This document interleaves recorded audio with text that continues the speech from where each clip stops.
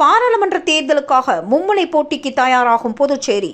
சுவர் விளம்பரங்களில் தீவிரம் காட்டும் அதிமுக, பாஜக. புதுச்சேரி தொகுதியில் தேஜா கூட்டணியில் பாஜக போட்டியிடுவது உறுதியாகிவிட்டது. இதனை அடுத்து வேட்பாளரை தேர்வு செய்வதில் அக்கட்சி தலைமை தீவிரம் காட்டி வருகிறது. இதற்கான பட்டியலில் உள்துறை அமைச்சர் நமச்சிவாயம் பெயர் மட்டுமின்றி சில விஐபிக்கள், எம்எல்ஏக்களின் பெயர்களும் அடிபட்டு வருகிறது. தேஜா கூட்டணியின் புதுச்சேரி மாநில தலைவரான முதல்வர் ரங்கசாமி பாஜகவிற்கு சீட்டை விட்டுக் கொடுத்த நிலையிலும் மக்களிடம் பிரபலமான வேட்பாளரை நிறுத்த வேண்டும் என அறிவுறுத்தியுள்ளார். இந்நிலையில் யாரை வேட்பாளராக நிறுத்துவது என்ற குழப்பத்தில் பாஜக தேசிய தலைமை உள்ளது.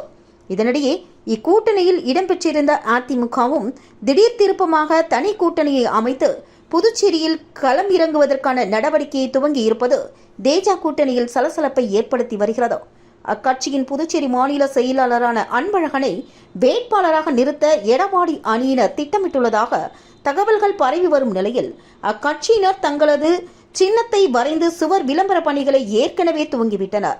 இதேபோல் பாஜகவும் தாமரை சின்னத்தை வரைந்து சுவர் விளம்பரத்தை முடுக்கிவிட்டுள்ள நிலையில் அதிமுக தனித்து களமிறங்குவது யாருக்கு சாதகம் பாதகம் என்ற விவாதம் அரசியல் களத்தில் விறுவிறுப்பை எட்டியுள்ளது.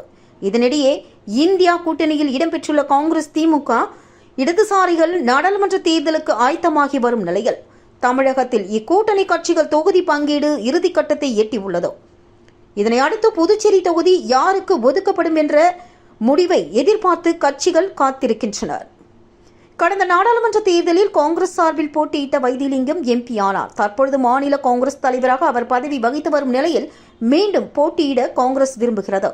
இருப்பினும் தமிழகத்தில் கூட்டணி கட்சிகள் பேச்சுவார்த்தையின் போது புதுச்சேரி தொகுதி ஒதுக்கப்பட்ட பிறகே தேர்தல் பிரச்சாரத்தை முழுவீச்சில் துவங்க காங்கிரஸ், திமுக உள்ளிட்ட இடதுசாரிகள் முடிவு செய்துள்ளனர்.